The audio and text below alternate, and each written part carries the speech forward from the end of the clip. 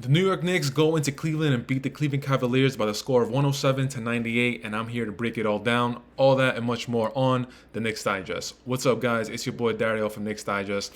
And before I get into the Jalen Brunson injury that happened within the first 46 seconds of the game, I want to give a huge shout out to the rest of the Knicks players who came to play, who completely left it all on the court, specifically Josh Hart with the triple-double. Josh Hart is heart and soul of the New York Knicks, and a lot of people don't think that he has an offensive game, but when he is put in a position where he has to show what he can do on the floor, he comes up big every single time. Josh Hart ended the game with 13 points, 10 assists, 18 rebounds, 17 of them coming from the defensive end, 5 of 12 from the field, 3 of 6 from three-point, 50% from the three. But Josh Hart was undoubtedly one of, if not the biggest reasons that we were able to go into Cleveland and steal this game. Another big-time player that had a big-time game tonight. We got Donte DiVincenzo with 28 points, 11 of 22 from the field, 6 of 14 from three, and he ended the game with 4 assists and 7 rebounds. Last week when Jalen Brunson was out a game or two when he had neck spasms, the offense was 100% devised around Donte DiVincenzo.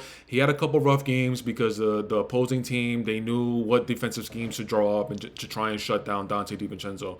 Tonight, the Cleveland Cavaliers, Bernie Bickerstaff didn't really have a good defensive scheme against Josh Hart or Donte DiVincenzo, and I'm going to get to that in a little bit. But Josh Hart and Donte DiVincenzo came up big with Jalen Brunson getting injured in the first 46 seconds of the game. But I don't know what else I can say about this team, man. As soon as Jalen Brunson went out with that injury, I texted the group chat and I said, like, our season is completely done.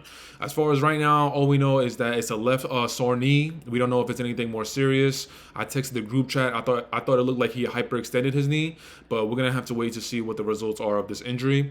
But going back to the team, again, man, everybody had their hand in this W. I just want to give a huge shout out to all the players.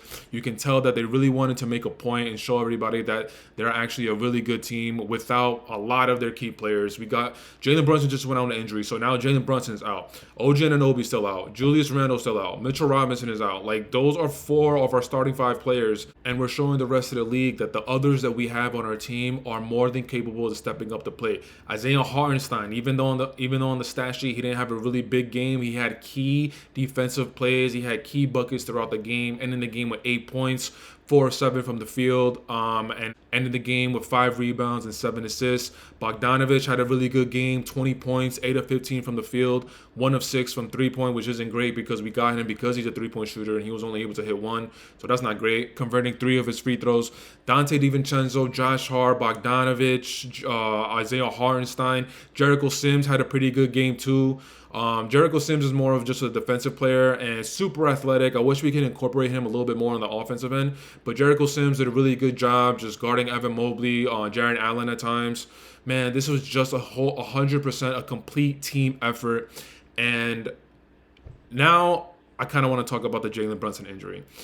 So like I said a little earlier in this video, the injury happened 46 seconds into the game. As soon as it happened, I texted the group chat and I said, the season's over, because I thought it was a little bit more serious than what they're letting on. Right now, all we know is that it's a sore left knee. We don't know if it's a hyperextension. We don't know if it's anything else more severe. If it's a sore knee, then he's probably going to be out a few games. But as of right now, we can't afford to lose any games. We have, I believe, 20 games left in the season, and right now we're in the 4th spot. And I think Philly or Miami, they're right behind us in the 5th spot. I think they're a half a game or 1 game behind us. So we can't afford to lose any more games, and we need to pick up the wins as much as we can. And tonight was just a great example of how gritty this team is. As soon as Jalen Brunson went out, you can tell that everybody picked up their play. Donte DiVincenzo and Josh Hart specifically. I want to give a nice shout out to Deuce as well. Deuce, looking at the stat sheet for Deuce ended the game with 16 points, 6 of 15 from the field, 4 of 9 from 3, ending the game with 5 assists and 1 rebound. Chris and I have put out videos talking about Deuce as far as him being the point guard whenever Jalen Brunson is going to go to the bench in the playoffs. Since we made the Bogdanovich, OG Anunoby, Alec Burke trade, it looks like it's going to be a collective effort as far as who's taking over the point guard role whenever Brunson's going to go to the bench in the playoffs. But what I have to say about Deuce is, man, I really like just you can tell that when he saw Jalen Brunson going out, first of all, Tibbs didn't take him out for the rest of the game. He played the rest of the way as soon as Jalen Brunson went out with the injury. So Deuce is the type of player where when he knows he has an opportunity, he's going to try and make the most of it, which is all we can ask for. If he has a shot, all we can ask for as Knicks fans is if he has a shot, take it. Try not to hit an air ball. Just trying to be aggressive in the opportunities that you have, and he's been able to do that. He's been able to chip in where the team needs. And one of the highlights of tonight was in the first half when he had a little in and out, and he made Evan Mobley touch earth. Deuce McBride has more of an offensive game than people want to let on. But, of course, this team can't reach its full ceiling unless we have a Jalen Brunson, OG Anunoby, and Julius Randle at full health. And again, unfortunately, Jalen Brunson went out with an injury, and it looks like he's going to miss the next few games. Hopefully it's nothing too serious. Hopefully he misses maybe a couple games at max. But looking at the rest of the schedule, I believe on Tuesday we have Atlanta at home. Trae Young went out. He recently had surgery on one of his fingers on a shooting hand, so he's not part of the team right now. DeJounte Murray is taking over the starting point guard position, and he's taking over the leadership. So now that team is going to kind of play around what DeJounte Murray's game is kind of like. So it's going to be interesting. Jalen Brunson more than likely is not going to play in that game. And again, like I keep saying, we need to rack up these wins, as many as possible, and we need to stay afloat. Try not to fall down into the play-in area, which is 7, 8, 9, 10. And then after Atlanta, on Friday, we got Orlando at home. That's going to be a tough game. And then we got a back-to-back with Philly. Sunday and Tuesday, both of them are home, and even though they don't have Joel Embiid, they still have a huge talent pool. Tobias Harris, Tyrese Maxey, Kelly Oubre, Paul Reed, who's a nice backup big. After the back-to-back with 76ers, we're going to be going to Portland. Depending on what players that we have available, it should be a win. Portland's a real young, up-and-coming team, but they kind of don't have any direction right now. Sacramento's after that, Golden State, Denver. Like the rest of the schedule, man, it's a mixture of teams that are in the playoffs, teams that are in the play-in, and teams that are outside looking in. Detroit, Brooklyn, Portland, like I just mentioned. And again, man, just as far as the news regarding Julius Randle, OG Anunoby, we're still waiting to see. We see Julius Randle working out before a game, and he's drenched in sweat. He's taking free throws, and it looks like he's okay. But they're just trying to take their time. They're trying to be very cautious. They're trying to see if he's going to be able to play through it. The only thing that sucks is that I was watching the halftime show a little earlier when it was Bob Myers, Kendrick Perkins, and Malika Andrews. And Bob Myers made a really good point, man. He said that even if Julius Randle comes back, he's not going to be 100% healthy. And then all it takes is just one little bump. If he has one little bump on his right shoulder and then it dislocates again, Julius Randle's going to be out for the remainder of the playoffs. And it sucks because we made all these moves right at a time where we had great cohesion, we had great chemistry, and we made the trades to build off of that. We made the trades to become a more deeper team. And when we made the trades, every Knicks fan, that we like the depth on the team. We like Bogey. We like Alec Burks. We like everybody that we made a trade for. But, of course, that's when the injury bug started to happen. So, I don't know, man. Now with Jalen Brunson being out, I'm not even sure if we get our bodies back before the playoffs. I'm not even sure how we're going to look like. Mitch is going to come back before the playoffs, but it's going to be right before the playoffs. So he's not going to be 100%. Then we got to talk about the conditioning, then the stamina. Same thing with Julius Randle. OG Anunoby, it looks like he's going to be back in 2 weeks, but that was like a week ago. So maybe like another week and a half. OG Anunoby is going to be the first one to come back between Randle, Mitch, and OG. So OG Anunoby coming back to the lineup is always going to. We always need more defenders, especially of OG Anunoby's caliber.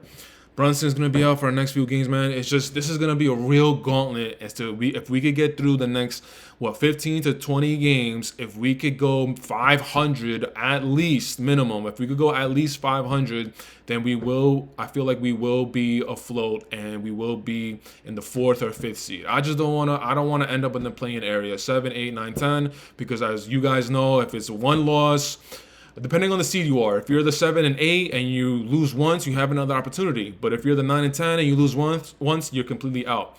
I just don't want the Knicks to have such a great start of the season, make the trades, and then everybody's talking about a championship run possibility, and then all of a sudden we're literally in the play-in or we're not even in the play-in.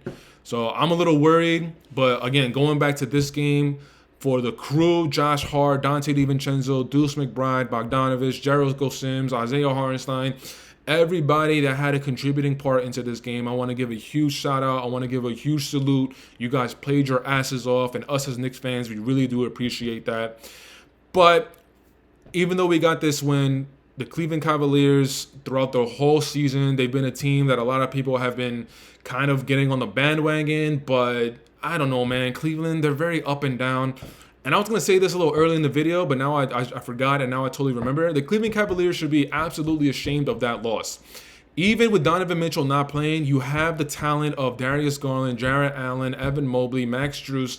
The talent that you guys had was more than the Knicks. But what the Knicks was able to do, they were able to show you that they were the more grittier team, they were the more aggressive team, and they were the more, if you want to say, organized team. JB Bickerstaff or Bernie Bickerstaff, I forgot which one it was, but he's never really sold me as a coach. Even when they went on that when they won 18 games out of their 20 games. A lot of those teams, it was like the bottom barrel of the league. You got the Detroit, San Antonios, you got Charlotte's. Like it was not a really good schedule where they won 18 games of their 20 games. So Bernie or JB Bickerstaff, like a lot of those wins and a lot of the success that he's having, unfortunately, I'm sorry to say, it's based off the talent. I wouldn't say it's based off the coaching. As soon as Jalen Brunson went out, you guys should have just put the foot on the Knicks' throat and completely blown us out. But instead, you let us hang around, and when you let us hang around, you see what happens. Our players come up to play. They rise when the lights are at the brightest, and we're leaving Cleveland with that W. Josh Hart with a triple-double, breaking Walt Clyde Frazier's record. Salute to all the boys. But guys, that's it for tonight's video. I want to say thank you so much for checking it out. Leave it in the comments. Let me know what you guys think of the Jalen Brunson injury. Do you guys think it's a little bit more severe than they're letting on? Or do you think it's something like they just said, a sore left knee, and he'll be good maybe within a week? Also, leave in the comments. Let me know what you guys thought about the Knicks' effort. All the boys that I just mentioned, give them a shout out, give them a salute, and I want to know what you guys thought about the Knicks' effort tonight without Jalen Brunson. But until next time, guys, I want to say thank you so much. You guys know the drill. You guys know the vibes. Taj Gibson for president, Jalen Brunson for all the MVPs, and we out. Peace.